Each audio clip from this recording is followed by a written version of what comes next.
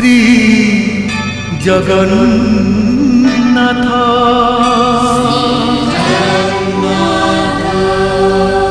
শ্রী জগন্নাথ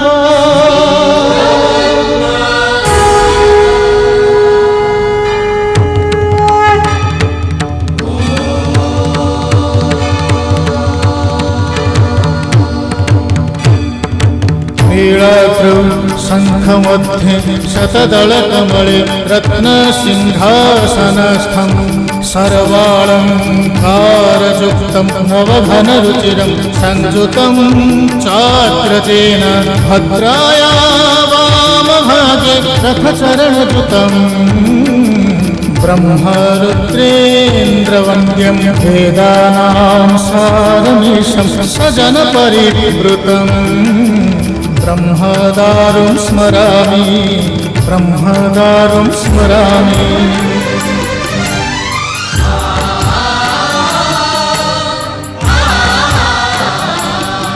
तुमे अनंत क्षय हे जगन्नाथ तुमे अव्यक्त अक्षर हे जगन्नाथ निज इच्छारु सृजिला हे जगत आदि नाही जे तुमार नाही अंत तुमे पवित्र ओंकार चिर सत्य नील सिंधु तीरे नीलाचल तहि विराजित बड़ देउल दारु ब्रह्म रूपे हे विश्व पालन उड़ा पताका पतित पावन सत्य धर्म न्याय करि संस्थापित भक्तर तुमे होई चाहे नाथ श्री जगन्नाथ श्री जगन्नाथ जगन्नाथ श्री जगन्नाथ श्री जगन्नाथ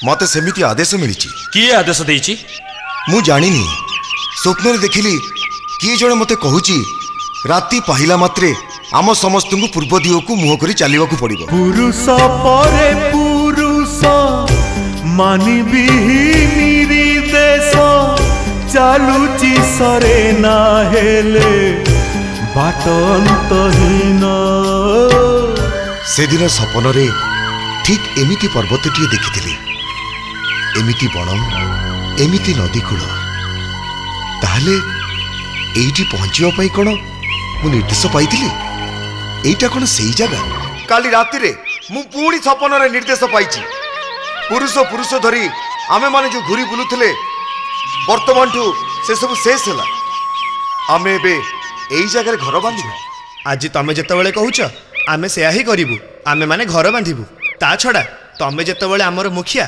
तमे ही हबो हमर राजा जय सबर राजा विश्ववसुंकर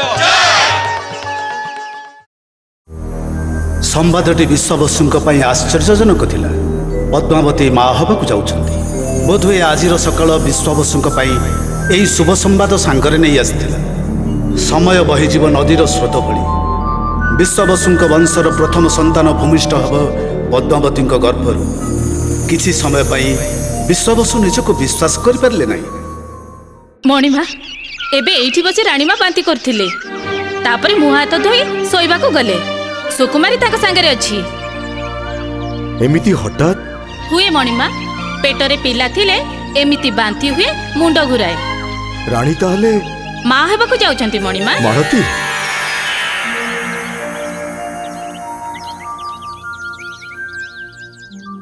रानीमा एबे आपन को टिके भल लागुची हाँ पद्मावती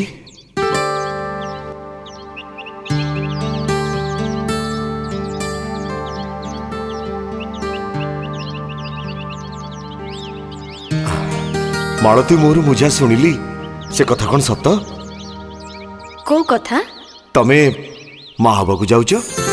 ମିଛ। ତାହେଲେ ଆପଣ ବାପା ହେବାକୁ ଯାଉଛନ୍ତି। ଏତେ ବଡ଼ ଗୋଟେ ଖୁସିର ଖବର ତମେ ମୋ ପାଖରେ ଲୁଚେଇ ରଖିଥିଲ? ଏ କ'ଣ ଲୁଚେଇବା କଥା ଯେ ଲୁଚେଇ ରଖିବି? ପେଟରେ ପିଲା ଅଣ୍ଟିରେ ନିଆଁ, ଏ କ'ଣ କେବେ ଲୁଚି ରହେ? ଆଜି ସକାଳୁ କାମ ଚାଇ ଉଠିଥିଲି କେଜାଣି ମୋ ଜୀବନର ସବୁଠୁ ବଡ଼ ଖୁସି ଖବର ମୁଁ ଆଜି ପାଇଲି। ସତରେ ଏଇ ଜାଗାଟା ବଡ଼ ଶୁଭ। ତା ନ ହେଇଥିଲେ ଏଠି ଆସି ପହଞ୍ଚିବାର କେତେ ମାସ ଭିତରେ ମୁଁ ମା ହେଇନଥାନ୍ତି। ଆମ ବାହାଘରକୁ 10 ବର୍ଷ ହେଇଗଲା, କିନ୍ତୁ କେତେ ବିକଳ ନ ହେଇଛି ମୁଁ ପିଲାଟିଏ ପାଇଁ। କେତେ ଦିଅଁ ଦେବତାଙ୍କୁ ଡାକିଛି, କିଛି ଫଳ ମିଳୁନଥିଲା। ଏଠିକି ଆସିବାରୁ ସବୁ ଫଳ ମିଳିଗଲା। ଜାଣିଛ, ଏଠୁ ଅଳ୍ପ ଦୂରରେ ବ୍ରାହ୍ମଣ ମାନଙ୍କର ଗାଁଟି ଅଛି। ଗତକାଲି 4-5 ଜଣ ବ୍ରାହ୍ମଣ ସକାଳେ ଏଠିକି ଆସିଥିଲେ। ସେମାନେ କହୁଥିଲେ ଇଏ କୁଆଡ଼େ ପାବନ କ୍ଷେତ୍ର। ଏଠୁ କିଛି ଦୂରରେ ସମୁଦ୍ର ଅଛି, ତାକୁ କହନ୍ତି ମହୋଦଧି। ଏଠିକି ଯିଏ ଆସେ ସେ ତରିଯାଏ। ଆଉ ଏଇ ଯୋଉ ପାହାଡ଼ ଦେଖୁଛ, ତାକୁ ହିଁ କହନ୍ତି ନୀଳଗିରି। ମୁଁ ଶୁଣିଛି ନଈକୂଳ ପଥର ଉପରେ ବସି ଆପଣ ସେ ପାହାଡ଼କୁ ଅନେଇଥାନ୍ତି। କ'ଣ ମିଳେ ସେଥିରୁ? କହିପାରିବିନି କ'ଣ ମିଳେ, କିନ୍ତୁ ସେ ପାହାଡ଼କୁ ଅନେଇ ଦେଲେ ମୋ ଦେହରେ ଯେମିତି ବିଜୁଳି ଖେଳିଯାଏ। ଅଥଚ ମୁଁ ଯାହା ଶୁଣିଛି, ସେ ପାହାଡ଼କୁ ଆଜି ପର୍ଯ୍ୟନ୍ତ କେହି ବି ଉଠି ନାହାନ୍ତି। ସେ ପାହାଡ଼କୁ ଉଠିବା ଭାରି କଷ୍ଟ। ଚାରିକଡ଼େ ଘଞ୍ଚ ଜଙ୍ଗଲ, ବହୁତ ହିଂସ୍ର ଜନ୍ତୁ ବି ଅଛନ୍ତି। କିନ୍ତୁ କେତେବେଳେ ବି ମତେ ଲାଗେନି ସେ ପର୍ବତ ପାଖରେ ପହଞ୍ଚିବାକୁ ବା ତା ଉପରକୁ ଉଠିବାକୁ କଷ୍ଟ ଲାଗେ ବୋଲି। ଆଉ ତ ସପନ ଦେଖୁନାହାନ୍ତି? ନା, ଆଉ ସପନ ଦେଖୁନି, ଆଉ ବି ମୋ ପାଇଁ ନିର୍ଦ୍ଦେଶ କିଛି ନାହିଁ। କିନ୍ତୁ ଏ ପାହାଡ଼ ଯେମିତି ମତେ କିଛି କହିବାକୁ ଚାହୁଁଛି। ଦେଖାଯାଉ ଭବିଷ୍ୟତ ମୋ ପାଇଁ କ'ଣ ସାଇତି ରଖିଛି।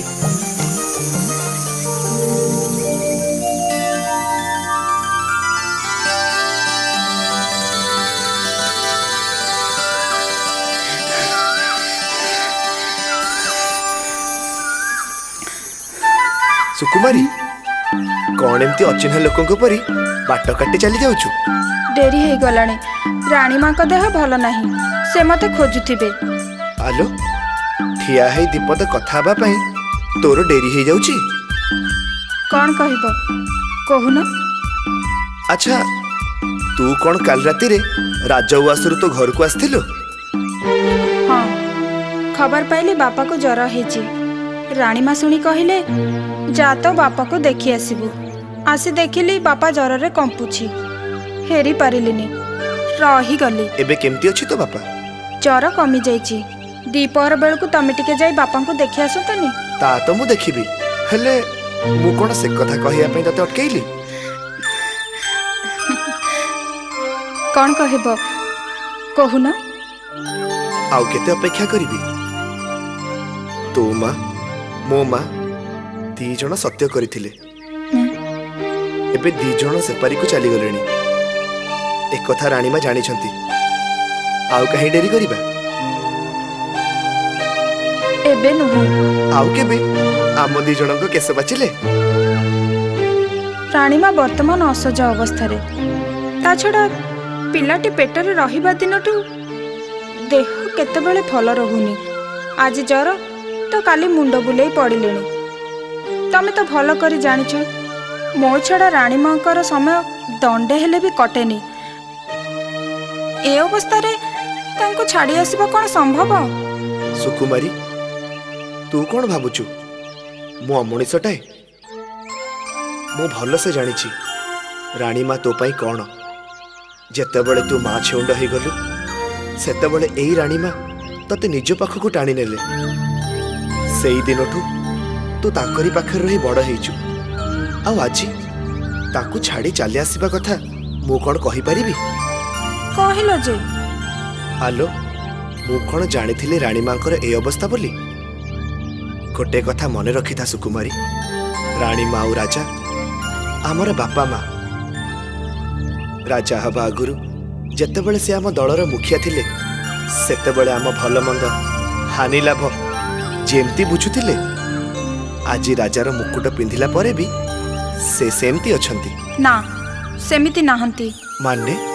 ତାଙ୍କର ଯେମିତି କ'ଣ ହେଇଯାଇଛି। ନଈକୂଳ ପଥର ଉପରେ ବସି ସେ ସବୁବେଳେ ଦୂର ପାହାଡ଼କୁ ଅନେଇ ରହୁଛନ୍ତି। କ'ଣ ସେଥିରୁ ପାଉଛନ୍ତି କେଜାଣି? ଏସବୁ ଦେଖି ରାଣୀମା ବି ଭାରି ବ୍ୟସ୍ତ ହଉଛନ୍ତି। ମୁଁ କିନ୍ତୁ ଆଦୌ ବ୍ୟସ୍ତ ହେବିନି। ତୋ ପାଇଁ ଯଦି ଦରକାର ପଡ଼େ ମୁଁ ମଲା ଯାଏଁ ବି ଅପେକ୍ଷା କରିବି। ହଉ, ମନେ ରହିଲା ଯେ। ହଁ, ମନେ ରଖିଥା। ଏଇ ଦେଖିଲ, ତମ ସହିତ କଥା ହଉ ସମୟ ବିତିଗଲାଣି। ମୁଁ ଆସୁଛି। ବାପା କଥା ମନେ ରହିଲା ତ? ହଁ, ମନେ ରହିଲା।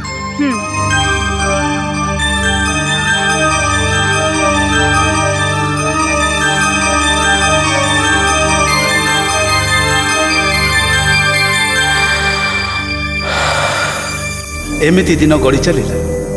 ଦିନ ସପ୍ତାହ ମାସ ବିତି ଚାଲିଲା। ରାଣୀଙ୍କ ପେଟରେ ପିଲାଟି ବି ବଢ଼ି ଚାଲିଥାଏ। କିନ୍ତୁ ରାଜା ବିଶ୍ୱବସୁଙ୍କ ସ୍ୱଭାବରେ କୌଣସି ପରିବର୍ତ୍ତନ ହେଉନଥାଏ। ରାଜକାର୍ଯ୍ୟରୁ ସମୟ ପାଇଲା ମାତ୍ରେ ନଦୀ କୂଳର ସେହି ପଥର ଉପରେ ବସି ସେହି ପର୍ବତକୁ ଅନେଇ ରହୁଥାନ୍ତି। ପର୍ବତର ଚୂଡ଼ା ଛୁଇଁ ସୂର୍ଯ୍ୟ ପଶ୍ଚିମକୁ ଡଳି ପଡ଼ନ୍ତି। ଆସ୍ତେ ଆସ୍ତେ ଅନ୍ଧାର ମାଡ଼ି ଆସେ। ଜଙ୍ଗଲର ଗଛଲତା ଅନ୍ଧାରରେ ଝାପ୍ସା ହୋଇ ଉଠନ୍ତି। ନୀଳଗିରି ପାହାଡ଼ ଅନ୍ଧାର କୂଳରେ ଆସ୍ତେ ଆସ୍ତେ ହଜିଯାଏ। ରାଜା ବିଶ୍ୱବସୁ ଉଆସକୁ ଫେରନ୍ତି। କିନ୍ତୁ ଏମିତି କେତେ ଦିନ ଚାଲିବ? କେତେ ଦିନ? ନା, ଆଉ ସମ୍ଭବ ନୁହେଁ। ଦିନ ଦିନ ମାସ ମାସ ବିତିଗଲାଣି। ସେ ନୀଳଗିରି ପାହାଡ଼କୁ ଛୁଇଁବାର ଆକର୍ଷଣ ମୋର କମିବା ତ ଦୂରେ ଥାଉ, ବରଂ ସେ ଆହୁରି ମୋତେ ଟାଣି ଧରୁଛି। ଏମିତି କେବେ ତ ନଥିଲା ପଦ୍ମାବତୀ। ଯାଯାବର ବିଶ୍ୱବସୁ ଠାରୁ ଏ ବିଶ୍ୱବସୁ ଯେମିତି ଏକାବେଳେ ଅଲଗା। ଏମିତି କାହିଁକି ହେଲେ କହିପାରିବ? ତାହେଲେ କ'ଣ କରିବେ ବୋଲି ଭାବୁଛନ୍ତି? ମୁଁ ଯିବି। କାଲି ସୂର୍ଯ୍ୟୋଦୟ ହବା ମାତ୍ରେ ମୁଁ ଯିବି। କୋଉଠିକି ଯିବେ? ସେଇ ପାହାଡ଼ ପାଖକୁ। ନା ନା, ସେମିତି କାମ ଆପଣ କରନ୍ତୁନି। କାହିଁକି କରିବିନି? ବଣ ଜଙ୍ଗଲରେ କେତେ ହିଂସ୍ର ଜନ୍ତୁ ଥାନ୍ତି। ତା ଛଡ଼ା ପାହାଡ଼ ପାଖକୁ ଯିବାର ରାସ୍ତା ଆପଣ ଜାଣିନାହାନ୍ତି। ଜାଣିନଥିଲେ ଖୋଜି ନେବି। ବଣରେ ରାସ୍ତା ଅଛି କି ନାହିଁ କିଏ ଜାଣେ? କେତେ ଢିପ, ଖାଲ, ପଥର, କଣ୍ଟା, ଝଣ୍ଟା। ସେଇ କଥା ଭାବି ଭାବି ମୁଁ ଆଜି ପର୍ଯ୍ୟନ୍ତ ଚୁପ୍ ହେଇ ବସିଥିଲି। କିନ୍ତୁ ଆସ୍ତେ ଆସ୍ତେ ମୋ ହୃଦୟଟା ଯେମିତି ଅସମ୍ଭାଳ ହେଇ ଉଠୁଛି। ମୋ ମନ ଭିତରୁ କିଏ ଯେମିତି କହୁଛି, କେତେ ଦିନ ପର୍ଯ୍ୟନ୍ତ ତୁ ଏମିତି ଚୁପ୍ ହେଇ ଅନେଇ ରହିଥିବୁ? ପାହାଡ଼ ପାଖରେ ପହଞ୍ଚିବାର ସମୟ କ'ଣ ତୋର ହେଇନି? ଦିନେ ଆପଣ ସପନରେ ଶୁଣିଲେ ପୂର୍ବକୁ ମୁହଁ କରି ଆଗେଇ ଚାଲ। ଆମ ସମସ୍ତଙ୍କୁ ସାଙ୍ଗରେ ଆଣି ଏଠି ଆସି ପହଞ୍ଚିଗଲେ। ତାପରେ ପୁଣି ସପନରେ କିଏ କହିଲା, ବାରବୁଲା ଜୀବନ ଶେଷ କରି ଏଇଠି ବସା ବାନ୍ଧ। ସେ କାମ ବି କଲ। ମୁଁ ଭାବୁଛି ଦିନେ ପୁଣି ଆପଣ ସପନ ଦେଖିବେ ଆଉ ସପନରେ ନିର୍ଦ୍ଦେଶ ପାଇବେ। କିନ୍ତୁ ମୁଁ ତ ଆଉ ଅପେକ୍ଷା କରିପାରିବିନି।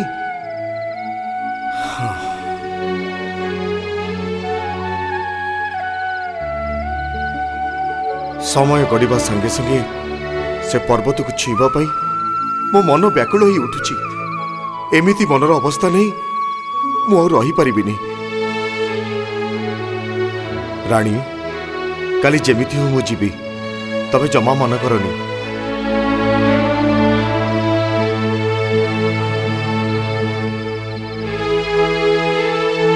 ଦେଖନ୍ତୁ, ଆଜି ପର୍ଯ୍ୟନ୍ତ ଆପଣ ଯାହା କହିଛନ୍ତି ମୁଁ ସବୁ ମାନି ଆସିଛି। କୌଣସିଥିରେ ବାଧା ଦେଇନି। ହେଲେ ଆପଣ ଯିବା ପାଇଁ ଯଦି ଆଗ୍ରହ ପ୍ରକାଶ କରୁଛନ୍ତି ତେବେ ଯାଆନ୍ତୁ, ମୁଁ ମନା କରିବିନି। କିନ୍ତୁ ମୋର ଗୋଟେ ଅନୁରୋଧ ରକ୍ଷା କରିବେ? କ'ଣ କୁହ? ସାଙ୍ଗରେ ଧନୁଷର ନେଇଯାଆନ୍ତୁ। ହିଂସ୍ର ଜନ୍ତୁ ଦେଖିଲେ ନିଜକୁ ତ ରକ୍ଷା କରିପାରିବେ। ଠିକ୍ ଅଛି, ସେଇଆ କରିବି। ସାଙ୍ଗରେ କାହାକୁ ନେବେନି? ନା, ମୁଁ ଏକା ଯିବି।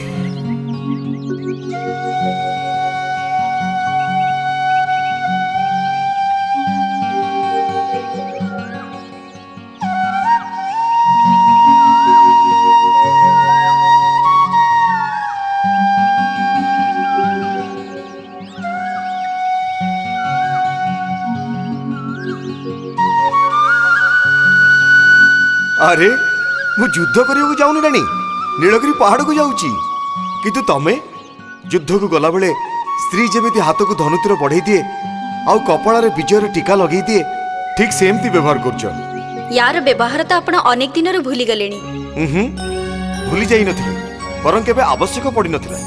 ଆଜି କିନ୍ତୁ ଆବଶ୍ୟକ। ବଣକୁ ଯିବେ, ସାଙ୍ଗରେ ଅସ୍ତ୍ର ନଥିବ, ଏଇଟା ବଡ଼ ବିପଦର କଥା। କାଲି ତ ସେଇଥିପାଇଁ ଆପଣଙ୍କୁ ଅନୁରୋଧ କରିଥିଲି ଆଉ ଆପଣ ରାଜି ହେଇଯାଇଥିଲେ। ହଁ, ଏବେ ବି ତ ଅରାଜି ହଉନି।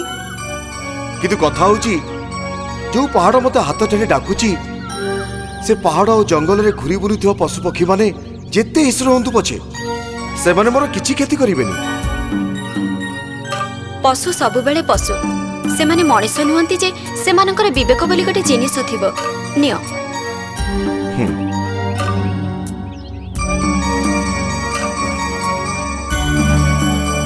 संध्या पूर्वर निश्चय फेरी आसीबो नचेत मु बड़ चिंतारे पड़िबी। एठू पहाड़ जिते दूर बोली तमे भाबुछ सेते दूर नुह संध्या कहीं ता बहु पूर्व मु फेरी आसीबी आसुची।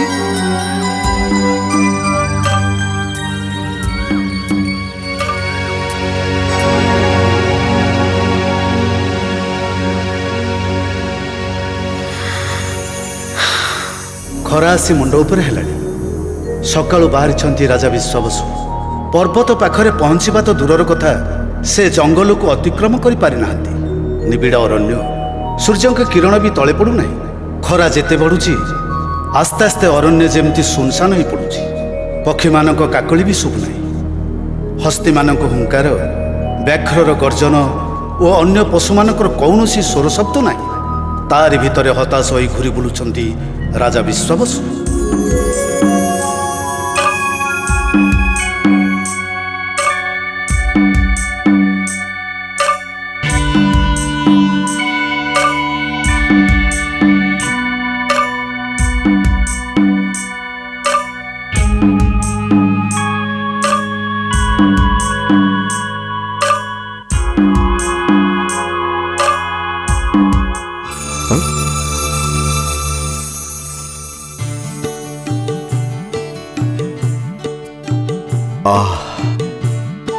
हरिण छुआटे कि सुंदर जदि धरा दियंता ताले मु ताकू उआसु को नहीं जाती किछि दिन परे मोर भी पिलाटी हब टिके पढ़ले से हरिण संगे खेलिबो।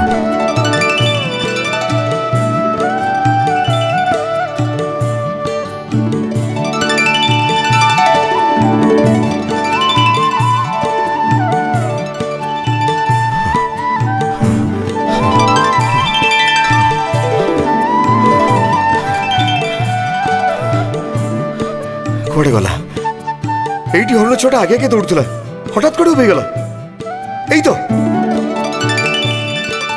सेठी से हरिण छुआ।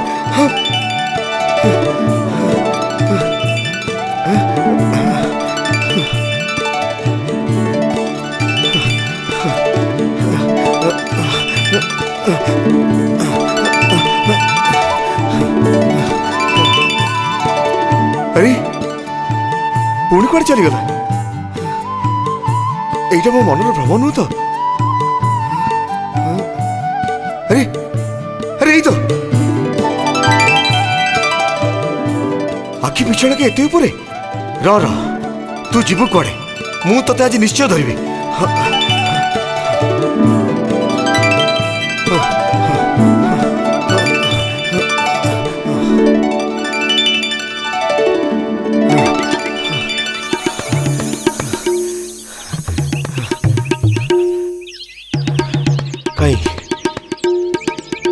हरिण छुआटा गला पड़े तेबे सतरे से हरिण थिला ना गोटे छलना।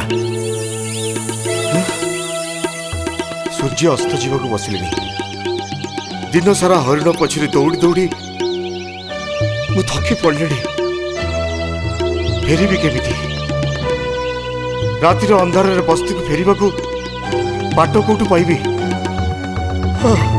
भीषण शोष तंटी सुखी गला पाटी अठ अठ लगुच कौटी टे पानी पाइबी।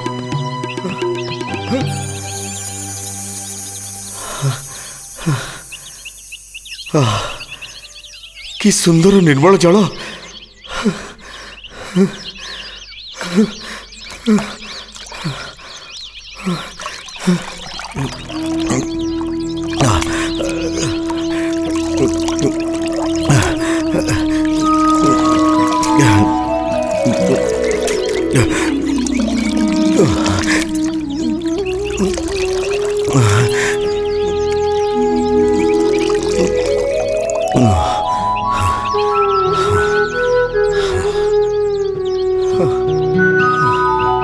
ଜଳ ମୁଁ କେବେ ପିଇ ନଥିଲି। ଯେମିତି ମୋ ସାରା ଦେହ ପୁଲକିତ ହେଇ ଉଠୁଛି। ଏ ପାଣିରେ ମୋର କିଛି କୁହୁକ ଅଛି କି? ମୋ ଦେହଟା ଏମିତି ଅବଶ ହେଇଯାଉଛି କାହିଁକି? ଏଠି ଆଉ ପାଦେ ଉଠିବା ପାଇଁ ଇଚ୍ଛା ହଉନି କାହିଁକି? ନା, ଆଉ କୁଆଡ଼େ ଯିବିନି। ଯାହା ହେଇଯାଉ ପଛେ ମୁଁ ଏଇଠି ଟିକେ ଶୋଇପଡ଼ିବି।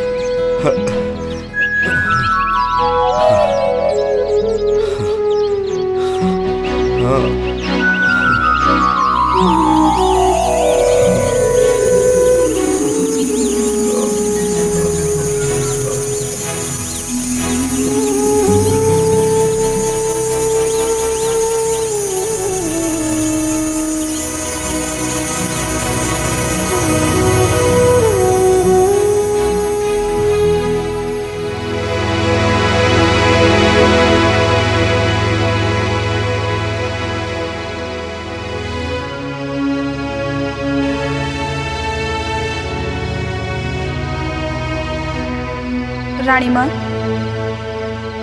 ବହୁତ ବେଳୁ ଆପଣ ଏ ଝରକା ପାଖରେ ଛିଡ଼ା ହେଇଛନ୍ତି। ଆସନ୍ତୁ, ପଲଙ୍କ ଉପରକୁ ଆସନ୍ତୁ। ସେ ଏପର୍ଯ୍ୟନ୍ତ ଫେରିଲେନି। କଥା ଦେଇ ଯାଇଥିଲେ ସନ୍ଧ୍ୟା ପୂର୍ବରୁ ଫେରି ଆସିବେ। ଏଇଠି ଛିଡ଼ା ହେଇ ଦୂରରୁ ସେ ପାହାଡ଼କୁ ମୁଁ ଚାହିଁ ରହିଛି। କ'ଣ ଯେ ତା ନାଁଟା? ନୀଳଗିରି। ହଁ, ନୀଳଗିରି। ସେଇଠିକି ସେ ଯାଇଛନ୍ତି। ଏବେ ଦେଖ, ସେଇ ନୀଳଗିରି ପାହାଡ଼ କିପରି ଅନ୍ଧାର ଭିତରେ ଲୁଚିଗଲାଣି, ଅଥଚ ତାଙ୍କର ଦେଖା ନାହିଁ। ଫେରିବେ ରାଣୀମା, ଆପଣ ବ୍ୟସ୍ତ ହେଉଛନ୍ତି କାହିଁକି? ବ୍ୟସ୍ତ ହେବିନି? ବାଟ ଜଣା ନାହିଁ, ମଝିରେ ଘଞ୍ଚ ବଣ, ତା ଭିତରେ କେତେ ହିଂସ୍ର ଜନ୍ତୁ। ଅନ୍ଧାର ରାତିରେ ପାଖ ଜିନିଷ ବି ଦେଖାଯାଏନି। ମତେ ଭାରି ଡର ଲାଗୁଛି ସୁକୁମାରୀ। ଡରିବାର କ'ଣ ଅଛି? ଆମେ ତ ଏତେ ଦିନ ହେଲା ଏଠି ରହିଲେଣି। ଆମର ଏଇ ପାଖରେ ଏ ବଣଟା। କେବେ ତ ବାଘ କି ଭାଲୁ ବଣ ଭିତରୁ ଆମ ବସ୍ତି ଆଡ଼କୁ ଆସିନାହାନ୍ତି। ସମସ୍ତେ ନିଜ ନିଜ ଭିତରେ ଖୁସିରେ ରହନ୍ତି ରାଣୀମା। ଆଘାତ ପାଇଲେ ଆକ୍ରମଣ କରନ୍ତି। ତା ଛଡ଼ା ମହାରାଜା ତ ଧନୁତୀର ତାଙ୍କ ସାଙ୍ଗରେ ନେଇ ଯାଇଛନ୍ତି। ଆମ ଦଳ ଭିତରେ ଦିନେ ସେ ବଡ଼ ଶିକାରୀ ଥିଲେ। ତାଙ୍କର କେହି କିଛି କରିପାରିବେନି। ଆସନ୍ତୁ, ପଲଙ୍କ ଉପରକୁ ଆସନ୍ତୁ।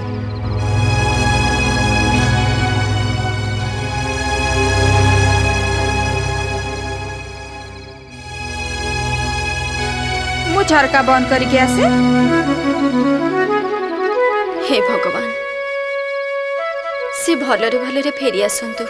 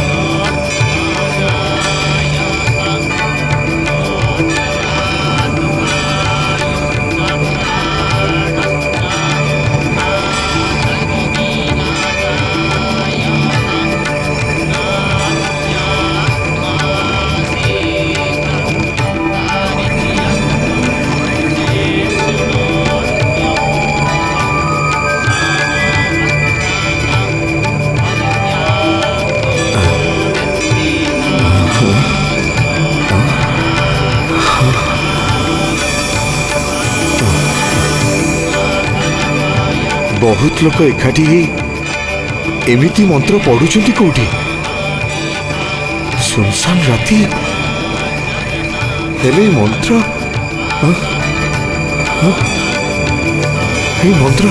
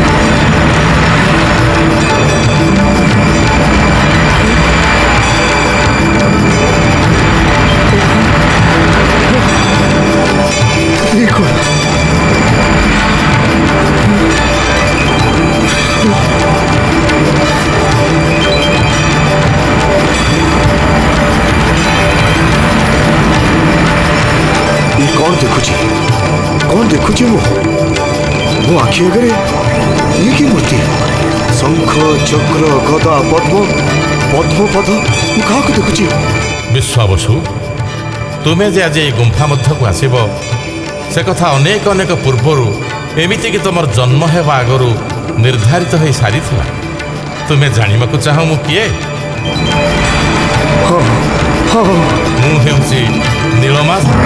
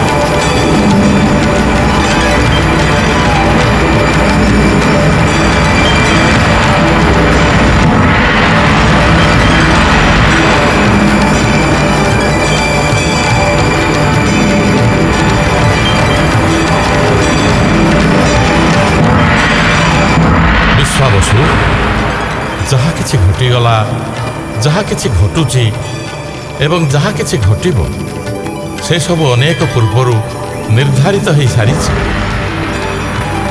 ସତ୍ୟଯୁଗର ଆରମ୍ଭରୁ ମୁଁ ଏହି ଗୁମ୍ଫା ଭିତରେ ଗୋପନ ଅବସ୍ଥାରେ ଅଛି। ଧରାବକ୍ଷରେ ତମେ ହେଉଛ ପ୍ରଥମ ମାନବ ଯିଏ ଆଜି ମୋତେ ଦେଖିବାର ସୁଯୋଗ ପାଇଲ।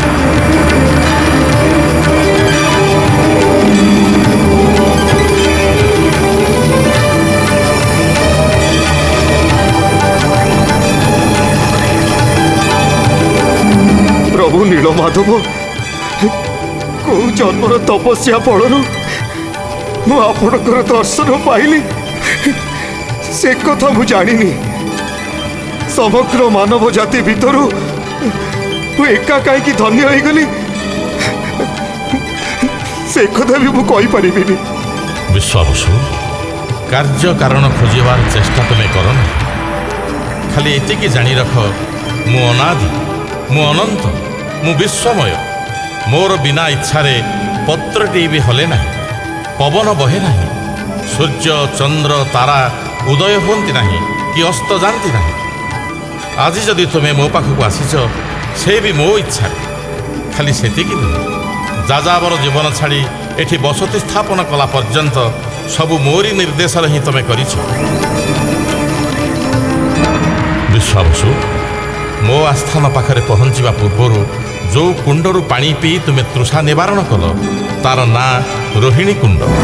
ଯେଉଁ ବଟବୃକ୍ଷ ମୂଳରେ ତମେ କିଛି ସମୟ ନିଦ୍ରା ଯାଇଥିଲ ତାର ନାଁ କଳ୍ପବଟ। ତମର ଜନ୍ମଗତ ଅନ୍ଧକାରର ସଂସ୍କାର ହେଲା ପରେ ତମେ ମୋ ପାଖରେ ପହଞ୍ଚିବାର ସୁଯୋଗ ପାଇଲ। ପ୍ରଭୁ, ମୁଁ ମୂର୍ଖ, ଜାତିରେ ଶବର।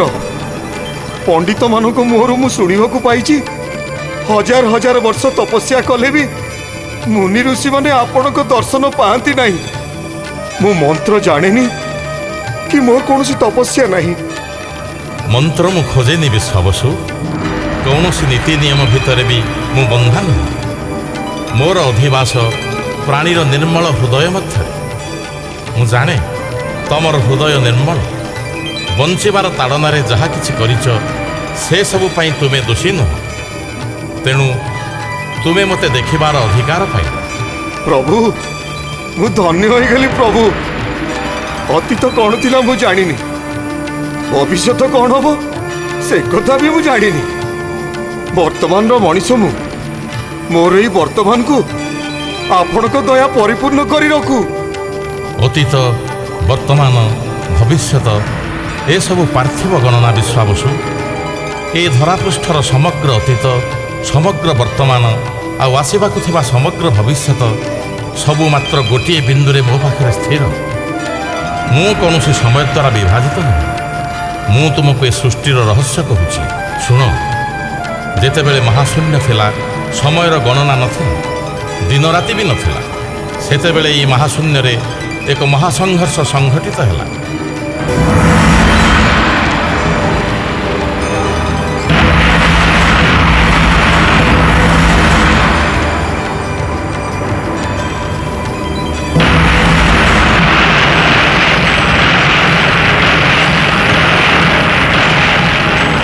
ସେହି ମହାସଂଘର୍ଷ ଫଳରେ କୋଟି କୋଟି ବ୍ରହ୍ମାଣ୍ଡ ସୃଷ୍ଟି ହେଲା। ଏସବୁ ମୋହରି ଇଚ୍ଛାରୁ ହିଁ ସଂଘଟିତ ହେଲା। ଏ ବ୍ରହ୍ମାଣ୍ଡମାନଙ୍କ ଭିତରୁ ସୌରମଣ୍ଡଳ ସୃଷ୍ଟି ହେଲା। ସୂର୍ଯ୍ୟଦେବ ଜନ୍ମ ନେଲେ।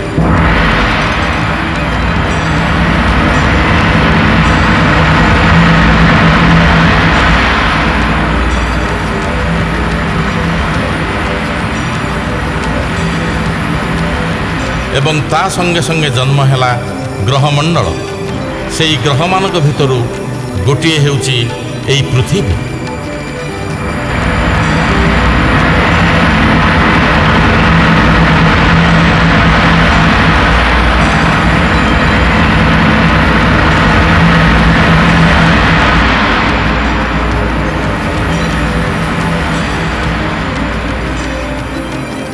ମୁଁ ଇଚ୍ଛା କଲି ମୋର ସୃଷ୍ଟିମାନଙ୍କ ଭିତରୁ ଏହି ପୃଥିବୀ ହେବ ଶ୍ରେଷ୍ଠ ସୃଷ୍ଟି।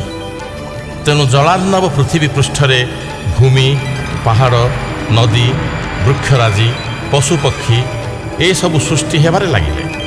ଜନ୍ମ ନେଲା ଆକାଶ ଏବଂ ସେହି ପ୍ରକ୍ରିୟା ଭିତରେ ଜନ୍ମ ନେଲା ମାନବ ଜାତି। ଜନ୍ମ ନେଲେ ଦେବଗଣ ଆଉ ଜନ୍ମ ନେଲା ଏକ ଧ୍ୱଂସକାରୀ ଶକ୍ତି ରାକ୍ଷସ। ମାନବ ଜାତିର କ୍ରମଶଃ ଉନ୍ନତି ହେଲା ଏବଂ ସଂସ୍କାର ପାଇଁ ଜନ୍ମ ନେଲା ଚାରି ବେଦ ଋକ୍, ଯଜୁ, ସାମ ଏବଂ ଅଥର୍ବ। ଶିବ ସୃଷ୍ଟି କଲେ ପଞ୍ଚମ ବେଦ। ବ୍ରହ୍ମାଙ୍କ ଦାୟିତ୍ୱରେ ରହିଲା ଚାରି ବେଦ ଏବଂ ପଞ୍ଚମ ବେଦ ଶିବଙ୍କ ଦାୟିତ୍ୱରେ ରହିବା ପରେ କ୍ଷୀରସାଗରରେ ବିଶ୍ରାମ ପାଇଁ ମୁଁ ଯୋଗ ନିଦ୍ରାରେ ଶାୟିତ ହେଲି।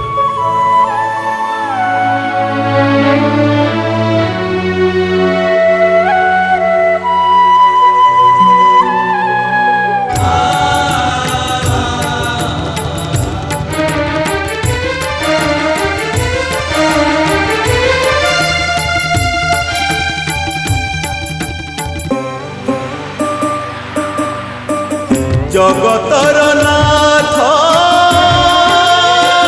জগন্নাথ বিন্দু ঠারু সিন্ধু তুমে সর্বব্যাপ্ত আপনা ইচ্ছারে অধা গঢ়া হই বসিଅଛ হে नीलाद्रि गोसाई भावरे प्रकट अभावे गोपाल